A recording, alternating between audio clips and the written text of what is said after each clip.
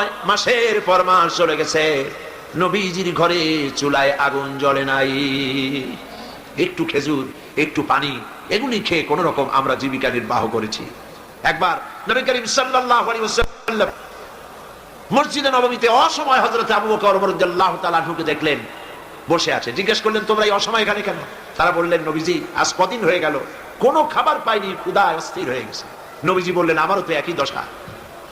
এই দশা ওনাদের, কিন্তু জনগণের এই দশা না, জনগণের ঘরে ঘরে খাবার পৌঁছে গেছে। সুবহানাল্লাহ। ওমর রাদিয়াল্লাহু তাআলা আনহু বলেছেন, রাষ্ট্রীয় ক্ষমতা আমার হাতে, আমার ক্ষমতার আমলে ফোরাতের কূলে একটি কুকুর যদি না খেয়ে মারা যায়, কিয়ামতের দিন আল্লাহর কাছে আমাকে জবাবদিহি করতে হবে। সুবহানাল্লাহ। এর নাম ইসলাম। এর নাম কি? ইসলাম। সেই ইসলামের রাষ্ট্র প্রতিষ্ঠাই করতে হবে মুসলমানদেরকে, বাংলাদেশের জনগণকে। পারবেন না? পারবেন না?